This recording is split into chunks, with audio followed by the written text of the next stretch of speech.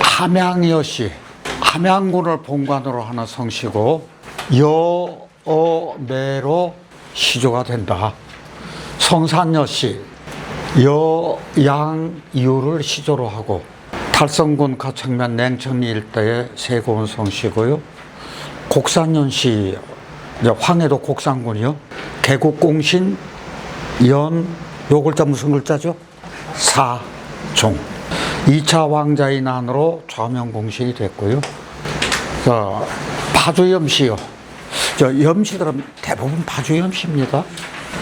시조 염형명이죠. 사만벽성공신에 책록되었고, 용담염시요. 경기도 여주시 삼문명 용담리를 본관으로 하고, 그 다음에 흥예시, 시조 악천이라 그래요. 고려인정 때 문화찬성사를 역임하고 개군에 봉해졌고, 해주옷이요. 옷이 대표적인 성씨가 해주옷입니다. 황해도 해주시. 국내 옷이 절반이 넘어놓고 시조는 5인율이다. 동복옷이, 군의옷이, 보송옷이들이 있다. 척골이라 그러죠. 법칙령, 법칙, 음률령, 음률이라 그래요.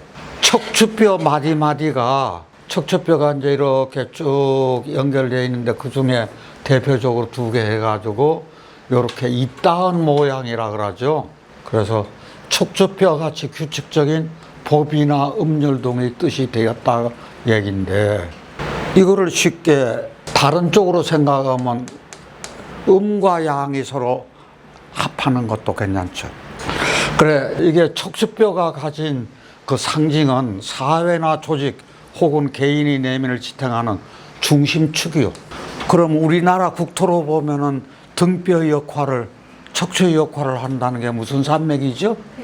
태백산맥이잖아요. 그것하고 똑같죠. 그래서 흔들리지 않는 도덕적 기준이나 가치관을 세우는 것을 척추에 비교할 수 있다. 이게 짝녀요. 저 반자가 무슨 반자죠? 짝반자예요. 그래서 우리가 반녀, 반려자라는 얘기가 나와요. 이게 사람이 나고 등뼈래요. 등뼈가 연결된 것처럼 연결된 짝이죠. 그래서 등뼈 맞붙는다는 것은 합하는 그런 에너지, 그렇게 생각하시면 되고, 성명학에서도 쓸 수 있다. 서로 부족한 부분을 채워주는 좋은 배우자를 만나 가정을 화목하게 이끄는 암시가 있다. 그래서 부부가 유정하는 그런 글자다. 덕업일신에서 혼자 힘이 아니다. 뜻을 같이 하는 동지들이나 큰 사업이나 학문적 성취를 이룰 때 강력한 기운을 가지고 있다. 그러면 우리 반려라고 할 이 짝반자인데 절반의 반쪽이라고, 이게 짝이라고 하는 것이 절반 반자니까 절반하고 절반이 합친 거라는 얘기잖아요. 그러면 이 절반이라고 하는 것은 남녀라고 생각해도 되고 음양이라고 생각해도 되는 거죠. 그래서 저희들 같이 공부하는 사람을 도반이라 그러죠. 그럴 때 이 짝반을 쓴다고요. 그때 도반이라고 하면은 당연히 이 도자가 들어가는 거죠. 그래서 자기를 수양하고 이것처럼 저희들 같이 이렇게 공부를 할 때 도반들이 있음으로써 자기가 외굴수로 나가지 않는다 그러더라고요. 그래서 반들이 도를 닦을 때 같이 짝을 이루어서 가야지 제 갈 길을 가지 않나. 이게 이문이라 그러면 동래문이라고요. 그래서 이게 마을 여자인데 25가구가 여가 된다는 얘기거든요. 그러면은 이게 마을 여니까 이게 리문이라 그랬으니까, 마을 이거 나오면 이거 마을리하고 같아요. 마을리도 25가구를 뜻하는 거거든요. 그래서 문문하고 등별이에요. 25가가 연이어 있는 마을 입구의 문이에요. 그러면 성명학에서 가문을 일으키고 공동체 중심에 서는 강력한 수장의 기운을 가진 글자니까 이름자에서 적어 쓰면은 25가를 통솔하는 사람. 그러면 리에서 누구 생각하면 돼? 이장 생각하면 되는 거죠. 그러니까 마을의 중심문을 상징하므로 사람들이 모여들고 의지하는 정신적 지주나 지도자의 위치에 오르게 된다. 그래서 이 글자가 이름자에 쓰면 지도자적 위치에 오를 수 있다. 이렇게 생각하시면 되는 거죠.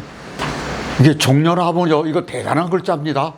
여기서 대단하다고 나와 있어요. 성질이 굳건하다, 견고하다. 그러면 재질이 딱딱하다는 얘기지. 대단히 강성이라는 얘기. 색이 무슨 색이라고요? 자홍색이요. 가지고 있어. 뭘? 화문을. 꽃무늬를 가지고 있어. 꽃무늬를 가지고 있다. 재질이 강하고 자홍색 빛을 띠면서 꽃무늬처럼 아름다운 그런 나무이기 때문에 종려나무를 우리가 마을하기에 큰 문을 세우기 적당하다. 그럼 마을 들어갈 때 저 문 있잖아요. 그 양쪽에 세우는 기둥 커요, 작아요? 그렇게 큰 나무를 써요. 그럼 이름자에도 그렇게 이것은 간목으로 쓰는 거예요? 을목으로 쓰는 거예요? 간목으로 쓰는 거죠. 성명학에서 간목 기운이 핵심으로 쓸 수 있다고 해요. 그게 고등기상이죠. 성장과 발전이죠. 자, 그래서 그렇게 쓸 수 있는 근거가 어디 있는 거 아니 여기 나와요. 상록수요. 항상 사계절 나무라. 태풍에도 부러지지 않고 유연하게 견디는 나무예요. 이게 강인한 생명력과 인내심을 가졌는데 중요한 건 그거예요. 기독교에서 종려나무 승리와 영광으로 부활과 평화를 상징합니다. 그럼 저런 글자 이름자 있으면 어떻대요? 간목으로 쓸 때 대단한 거잖아요. 이제 이름자를 쓸 때 일간이 어떤 사람이면 이런 게 좋을까요? 을목이면은 등락해가 파라 그래서 좋을 테고, 그렇죠? 간목이면 간목이 약할 때는 내 기운을 더 보강해서 좋고, 토가 너무 많아. 그럼 소토하느라고 저런 글자 써주는 것이 좋고. 집궁이에요. 이거 집실이라 그래서 여기서는요. 그런데 집이 궁궐로 변했다. 궁궐도 집이니까. 그런데 이 궁궐은 집은 단지 실야라고만 했는데 궁궐은 지존이요. 지극히 높은 분 누구예요? 지존하면 왕이죠. 왕이 소거 거처하는 곳이 명칭이에요. 왕이 거처하는 곳의 이름이 궁궐이요. 그게 뭔가 하니 여기 집이 이렇게 있는데 등뼈가 이어진 것처럼 커다란 집안에 등뼈처럼 여러 개의 방들이 조화롭게 이어져 있는 모양이라. 자, 그래서 이게 나온 그것이 진시황의 천하통일이 제도가 바뀌었어. 그러니까 자기가 살고 있는 집을 좀 격상시켜야겠어. 그러니까 이게 일반인들이 사는 집을 궁으로 하고 일반인들이 사는 그 집은 실이나 가로 했다 그거예요. 그러면은 실은 누구 집이냐? 아내 집이고, 가는 누구 집이냐? 남편 집이요. 왜 아내 집이에요? 실내 그러잖아. 실인이라 그러잖아요. 그렇게 하고 가는 가문을 일으킬 사람이요. 그러니까 이거 남자의 집이지. 그래서 집궁이 어느 임금 때 제도가 바뀌었다고요? 진시황 때. 그렇게 궁궐을 거창하게 지은 이유가 거기에 있다고요. 네, 끌련이요. 당길인자요. 느릴련 장행이죠. 길게 행하는 거요. 여기 볼 것 같으면은 여기 한회기기 끌례라고요. 걸을 천자 보면 여기 발이 있죠. 그러니까 이제 발로서 그렇게 걸어가는 건데 발을 끌면서 간다 그거요. 근데 저것을 발음이 참 부드럽다고 한자 이름자에 이름자 이거를 많이들 쓰더라고요. 인문학적으로는 지속성과 성실함, 성질 급하죠. 급하게 행하면 실수가 많죠. 그러면 천천히 가면 좋겠네요. 천천히 내 자식 무엇이 천천히 이루어졌으면 좋겠네요. 그렇게 생각하면 그건 또 아니에요. 그러니까요, 인문학적으로는 지속성하고 성실성 하지만 이게 얼마나 답답한 글자냐고요, 생각하면. 그래서 혹시 저는 이름자에 이 글자가 글쎄 저 입장에서는 아니올시다는데 여러분 의견 어떠신지 모르겠네요. 대자리연이요. 그게 죽석이죠. 대오리를 엮어서 길게 늘여놓고 펴놓는 자리를 뜻한다고요.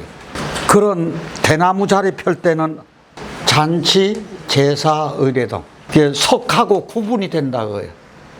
그럼 석이라고 하는 얘기는 여러분들이 지금 앉아있는 자리가 석이에요. 이건 내 개인이 앉는 거예요. 근데 석은 하나하나 개인이 앉는 건데 연은 여럿이 그냥 털포덕하고 앉는 자리다 그거예요. 그러니까 연이 넓은 자리죠. 그래서 우리가 연석이라고 하는 이야기가 거기서 나와요. 그러면 성명하게 써보자고요. 대나무가 나무도 아닌 것이 풀도 아닌 것이 오후가에서는 그랬어. 그러면 이게요, 간목이냐 을목이냐 그러면 아무것도 아니냐 어떻게 생각하세요? 간목의 성질로 보셔요. 곱고 바르게 쫙 크니까. 그래서 요런 글자 성명학에서 쓸만하다. 대나무 글자를 쓰면 곱고 바른 것도 있지만 이게 마디가 저이기 때문에 절도 있게 생활하는 사람들에게는 엄청난 글자가 되는 거겠죠. 탄생할 탄자 보자고요. 천자가 태어난 날이요, 천자가 태어난 날을 우리는 뭐라 그런다? 강탄이라 그런다. 그러니까 여기 내릴 강자, 탄생할 탕자, 하늘이 내려줬다 그 얘기지. 천자가 탄생하는 건. 탄생할 탄인데 거짓탄도 되네요.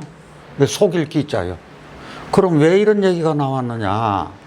말씀은 하고 누릴 연자인데 말로 전국에 천천히 퍼져나가는 왕의 탄생이요, 왕자의 탄생이죠. 그런데 말을 길게 늘여 속여요. 우리 사기꾼들이 어떻게 해요? 입에, 아니 귀에 쏙 들어오게 이제 얘기하잖아요. 그럼 그 말이 짧아요, 길어요? 길죠. 그런데 이거 재미난 얘기가 나오더라고요. 갓 태어난 아기는 무력한 존재. 근데 그 안에는 미래를 바꿀 무한하고 거대한 가능성이 숨어져 있어. 그래서 무에서 유가 나오는 인간의 탄생 그 자체가 고대인들에게는 가장 기적적으로도 말도 안 되는 기탄, 망탄. 고대인들에게는 잡을병이에요. 이건 잡을집, 잡을악자예요. 악수할 때. 이렇게 하면 뭐죠? 나무목이죠. 이렇게 하면 뭐죠? 벼화잖아요. 지금 여기 벼가 이렇게 있다고요. 벼가 이렇게 있는 각골 묶으면, 그런데 여기다가 손이 이렇게 들어가 보세요. 이게 벼대를 손으로 잡는 거예요. 우리가 부수에서 을목에 속하는 부수가 뭐가 있죠? 불초머리 초도가 있죠. 부수에서 벼화가 있어요. 이 대표적인 을목이라고요, 이게. 그럴 때 이게 벼화니까 벼대를 잡고 있어. 그러니까 성명학에서 벼를 쥐고 있는 형상이므로 심고 가꾸고 거두면은 그게 다 뭐가 돼요? 다 돈이 돼요. 그러니까 재물복을 뜻하는 거라. 스스로 손에 쥐고 흔든다는 뜻이 있어. 자기 삶의 주도권을 잡는 독립심을 의미. 소중한 곡식 지켜내야. 그러니까 책임감과 신의를 가진 좋은 뜻으로 병자를 쓰죠. 자루병자요. 이게 자루가자라고요. 원래는 이게요, 도끼나 연장의 도구를 만들 때 손자루가 꼭 필요하죠. 도구는 쇳날이지만 낫이든지 닫고 있는 손잡이에는 나무로 된. 그래서 그런데 이게 권세 쪽으로 갔어요. 원래는 자루의 뜻인데 문으로 들어갈 때는 다 권세의 쪽으로 쓴다고요. 우리 보통 농담으로 술 먹을 때 내가 이제 술병을 쥐고 있잖아요. 그럼 내가 뭐 잡고 있다 그러죠? 병권을 잡아야 돼. 이 병을 손에 잡고 있는 권력을 가지고 있어 병권이요. 그런데 그 병권은 군사병자 병권하고 말이 통해. 그래서 내가 권세를 쥐고 있다는 얘기거든. 병권을 쥐고 있다는. 그래서 조금 더 쉽게 풀으면 칼자루를 쥐고 있다 그러잖아요. 그 칼자루를 쥐고 있는 글자라 이게. 그래서 저 이름자는 함부로 쓸 수 있는 이름자의 글자가 아니라고요, 저게. 그게 왜 그런 거 아니에요? 이거 보세요. 나무로 만들어, 이게 나무목에다 잡을 병이니까 손으로 잡는 칼, 도끼, 기구등이 자루인데, 자, 칼자루를 손에 쥐면 무엇을 쥐고 있는 것과 똑같다고? 생사 여탈권을 쥐고 있는 것과 같아. 이게 통제권이 생기는 거예요, 나한테. 그러니까 중국 정치 철학에서요, 이게 통치권을 왕이 가지는 통치권을 상징하는 거라. 그래서 성명학에서는 여기는 갑목이고 여기는 을목이요, 갑을목을 같이 가지고 있으면서 목 기운이 극강한, 이제 저게 부수가 어떤 부수예요? 나무목 부수니까 갑목이죠. 물론 한 조직이나 가문의 중심에서 판세를 주도하는 인물에게 보아봐. 그러면은 저게 예를 들어서 최소한도 저 글자를 쓸 수 있는 구조로 하면은, 마음 놓고 쓸 수 있는 구조로 하면은 한말로 어떤 사주일 경우에 쓸 수 있을까요? 신왕해야 돼. 그러면 신왕한 사주의 대표적인 것이 뭐죠? 신왕관왕이에요. 신왕관왕 사주에 정말로 저런 글자가, 그럼 저는 신왕, 제왕도 쓸 수 있다고 보는 거. 기둥, 네 기둥이 번듯해가지고 4대4 거의 비슷한 구조를 가지고 있으면서, 예를 들어서 기둥이, 네 기둥이 번듯하다는 것은 어떤 쪽으로 가면 네 기둥이 번듯하죠? 간여지동, 괴강, 백호, 아니면 문창, 문곡, 이런 쪽으로 쫙 이루어져서, 그럴 때는 최소한도 저런 글자 쓸만하죠. 그러면 어떤 글자가 똑같이 권세로 쓰이는 거 아니에요? 이것도 권세예요. 이것은 뭐하고 뭐가 같이 쓰이는 거예요? 그러면 이것은 목화통명을 내는 거예요. 요거는 갑을목 관계고 이거는 목화의 문제고. 그러니까 어떻게 보면은요, 둘 다 중요하지만 이게 필요할 때가 있을 테고 저게 필요할 때가 있을 테. 잡을 겸자요. 이게 뭐죠? 볕대요. 이게 벼트 물력, 볕대 2개잖아요. 그러면 아까는 볕대 하나를 쥐고 있는데 요번에는 볕대 몇 개를 쥐고 있어요? 아, 욕심도 더럽게도 많다. 누가, 이 해레비가 누구한테 내 손자 이름 져줄 때 저 겸자를 써줬거든. 공무원으로 나갈 수 있는 구조를 가졌는데 40대부터 50대 넘어가면서 이게 끊어지는 그런 대운이 들어오더라고. 그래서 끝까지 좀, 딴 거는 다 괜찮지만 이거 하나만은 가져가라고. 그러니까 이게 할아버지 욕심이지. 이게 부귀겸전이 뜻이거든요. 그래서 사주의 을목 기운이 이롭고 다방면의 두각을 나타내는 리더로 성장하고, 이게 겸손인데 괴이름 겸자로 돼서 이게 지상겸이라 그래요. 제가요, 주역 64개 중에서 겸괴를 가장 좋아합니다. 지산겸이죠. 지산이죠. 그러면 밑에 산이 와야죠. 그러면 산이 요렇게, 이게 칠간산이잖아요. 산이에요. 시는 요거요. 요게 지상겸괴라고요. 그러면 왜 이게 겸손한 괴냐? 높아야 될 산이 한 걸음 물러나가지고 아래로 가서 양보하고 있는 글자예요. 그럼 높은 자리에 위치할 것이 아래로 갔다 그러면은 항룡이라고. 그 노프랑 용룡이에요. 높은 데에 있는 용이 어떨 것 같아요? 그러니까 겸손한 괴가 되는 거죠. 지금 이게 우리 항룡유회라고 주역이 있는데 류칠회자예요. 자, 높이 오른 용은 더 오를 때가 있어요, 없어요? 오를 때가 없으니까 이제 어떤 길만 남았어요? 하양 곡성만 남았어. 그러면 높이 올라 있을 그때 겸손해야 돼요? 겸손하지 않아야 돼요? 그래서 후회할 일을 만들지 말아야 되거든. 스스로를 낮추는 미덕이 있어 적을 만들지 않으니 주변 사람이 신망과 도움을 많이 본받게 된다. 싫어할 겸자요. 이게 미워할 중자거든요. 글자만 봐도 벌써 안 해요. 겸할 겸, 여자가 2가지 마음을 가지고 있네요. 여자여 겸할 겸, 2 마음을 겸해 가진 여자를 좋아할 사람 있어요, 없어요? 겉에서는 하하 얼굴대로 웃고 뒤 가서 욕하면 싫어해요, 좋아해요? 그게 편의부동한, 특히나 저 결혼 선택할 즈음이라든지 연애할 때라든지 양다리 걸친 거 참 나쁘죠. 저 기회만 하면 고무신자 거꾸로 신으려고 하는 여자. 그러면은 제가 이제 웃자고 하는 얘기지만 두 마음을 겸해 가진 여자가 있으면은 두 마음을 겸해 가진 남자도 있어야 될 것 아니요. 아니 이것만 있다 보면 여자분들이 너무 섭하잖아. 이거를 뭐라 그럴까요? 뻔할 뻔자요. 그러면 저희 이왕 이 얘기 나왔는데 저희들 한자 참 재밌는 얘기 참 많아요. 이게 무슨 자예요? 요거는 뭐예요? 엘리베이터 걸. 아니 이런 거 많잖아요. 예. 이게 청렴하려자요. 청렴, 이게 불탐 탐하지 않는다는 얘기거든요. 자, 왜 저게 청렴한 거냐? 지범하고 겸할 겸.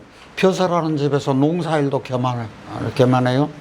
자, 성명학에서 이 글자가 우리 청렴이라 그러면 공무원의 대표적인 것이 청백리라 그러죠.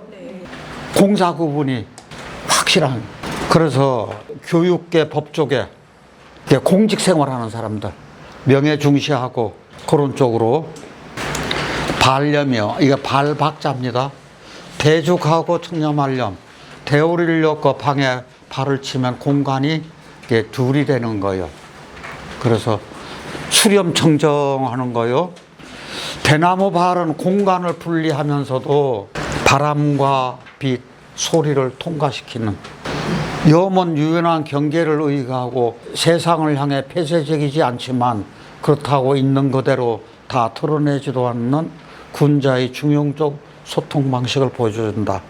이게 딱 막아두지 않고 은은하게 빛도 소리도 이걸 통과시킨다고 그래서 중용적 소통 방식을 얘기한 게 아닌가.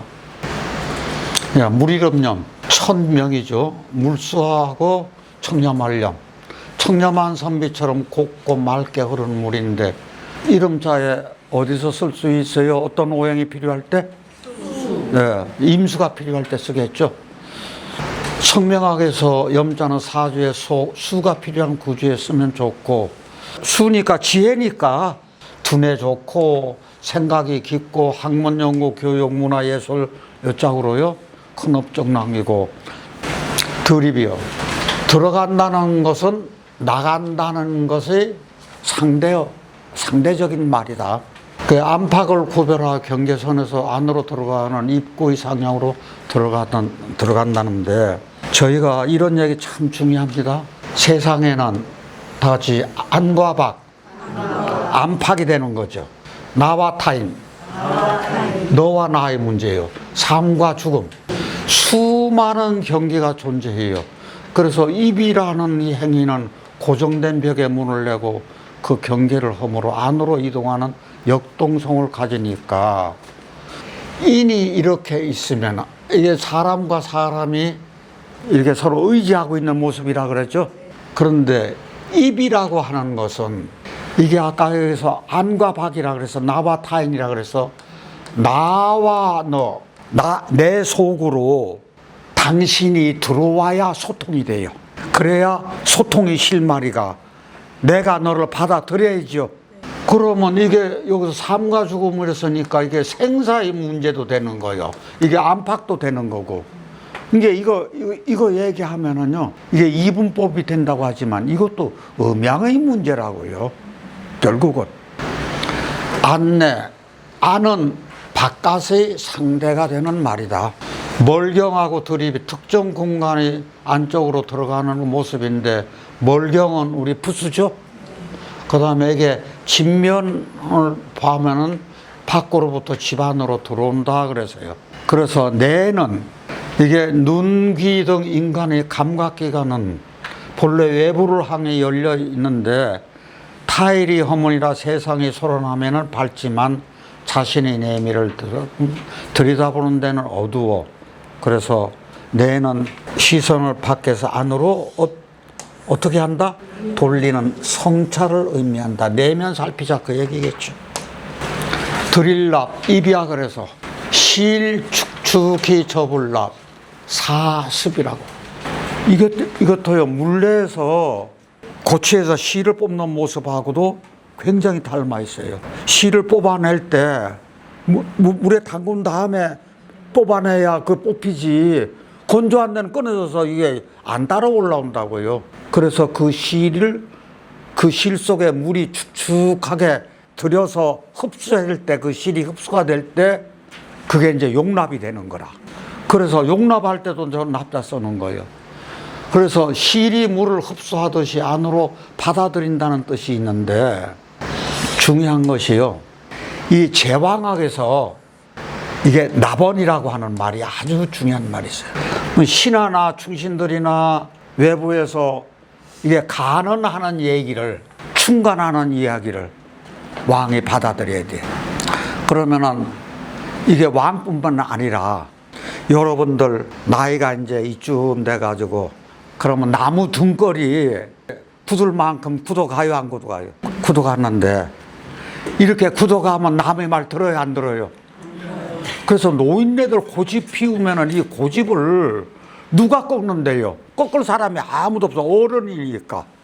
그래서 제가 가장 항상 마음속으로 외우는 얘기가 고집스러운 노인네 되지 말자. 그럼 고집스러운 노인네 되면 누구만 외로워요? 나만 외롭지. 그래서 정말 여러분들 고집스러운 노인네 되면 안 돼요. 요런 모양을 가지고 있지 않았을까? 요런 모양까지는 못 갔지요. 그런데 요 과정은 건넜어. 요 과정은 건너고 방정스럽기는 한데 이렇게 원만하지는 못해. 그래서 아까 항룡 얘기를 했죠.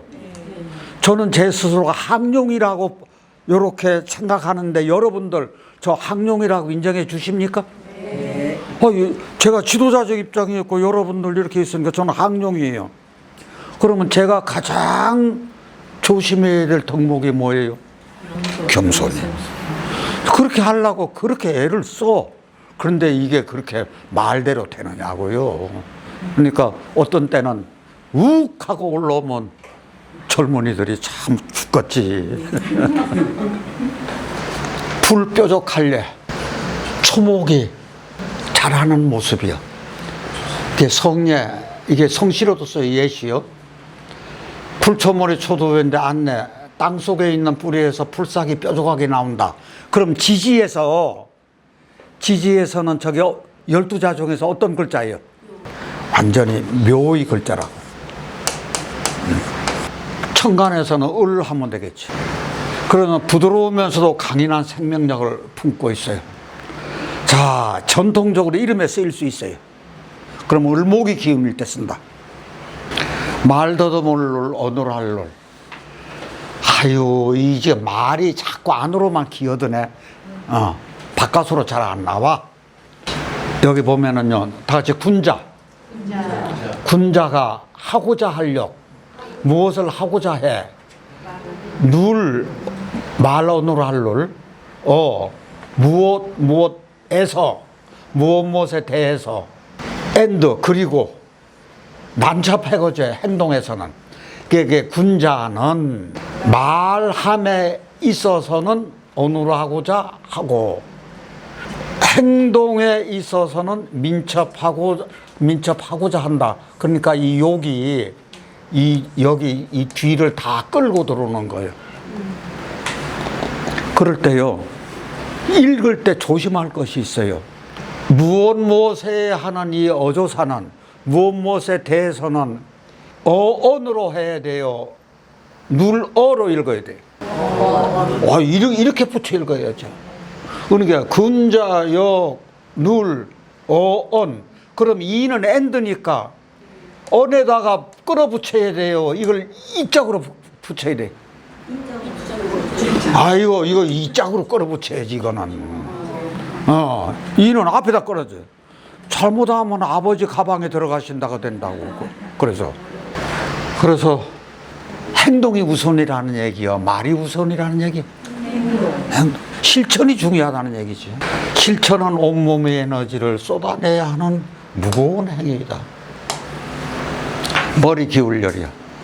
각골문, 금문, 소전체인데 가장 리얼한 머리 이렇게 있는 것이 어떤 것이 가장 리얼합니까? 금문이죠. 고개 완전히 떨어뜨리는 거잖아요. 이것이 머리가 한쪽으로 기운다. 이게 기울 측자거든요. 머리가 기울었다. 사람이 머리를 뒤로 젖히다. 이제 이것도 되는 거지. 그래서 사유의 자세, 무언가를 골똘히 생각하거나 얘기지 못한 상황을 맞았을 때 우리는 무의식적으로 고개를 기울여. 이렇게 본질 벗어난 거지요. 철학적인 몸짓으로도 봐. 큰 소리 칠로, 이게 대언이요. 성호, 성이야, 나라 이러면 이게 오나라 얘기죠. 머리를 뒤로 젖히고 입으로 큰 소리 친다. 이거예요. 딴 거 아니에요. 야, 너는 뭐야? 이렇게 하는 거. 그래서 혼자 엎조리는 것은 언이나 음이지만 머리를 뒤흔들며 큰 소리로 부르짖는다. 어느 경우에 그러냐? 고대 축제나 의식에서, 군중 데모에서, 아니면 축구 응원을 월드컵 그 구장에서 한다든지 그런 데. 그래서 공동체의 거대한 결속력이 생긴다. 자, 그 다음에 그르칠 오, 과오죠.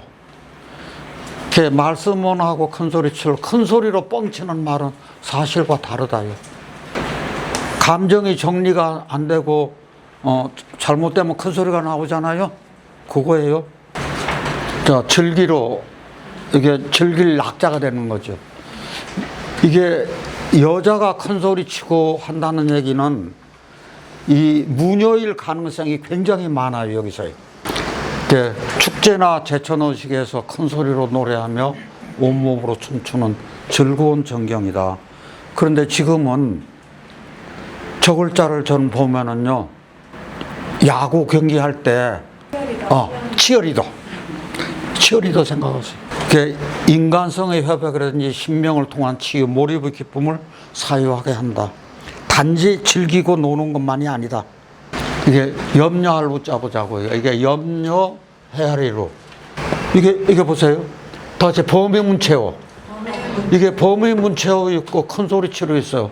범이 크게 우는 소리를 무서워하고 경계태세를 갖춘다. 동네 어른들 범 우는 소리 들어오면은 아이들 얼른 품에 안고 자기 집으로 들어가야 되잖아요. 그렇게 헤아릴 줄까지 알아야죠. 염려만 할 게 아니라. 자, 그래서 우자는 아무런 대책 없이 낙관하는 삶을 경계하고 늘 깨어있는 의식으로 삶의 이면을 살피며 대비하는 동양철학의 심중함을 가르친다 그러는데, 저는 이 염려할 루 같으면 아무리 헤아릴 루가 있지만 염려하다 이 뜻이 있으니까 이름자 쓰기는 어때요? 이름자 쓰기는 마뜩치 않아요. 등뼈려, 법칙려, 음률려, 그 뭐죠? 짱려, 마을려, 이문려, 종려나무려. 이건 대단한 글자라 그랬어요. 집궁인데 무엇으로 변했다 그랬죠? 궁궐궁, 끌련, 느릴련. 이름자에 쓰기는 조금 생각해 봐야 된다. 요거는 대자리연. 이 탄은 좋은 뜻 나쁜 뜻 두 가지가 있다 그랬어요. 뭐냐? 탄생할 탄하고 뭐 거짓탄, 속일탄. 요게요?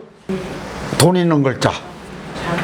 자루병, 권세병. 똑같이 자루병, 겸도. 요거 겸할 겸. 겸손할 겸 나오면 괴 무슨 괴? 지산겸괴. 싫어할 혐, 청렴할 염, 발염, 무리럼염, 드립, 안내, 드릴납실, 축축기, 저절납, 불뾰족할예, 성예, 어느랄룰, 말 더듬을룰, 머리 기울 멸, 큰 소리치로 성호 나라오, 그렇지로 즐기로 염려할로 헤아릴 오.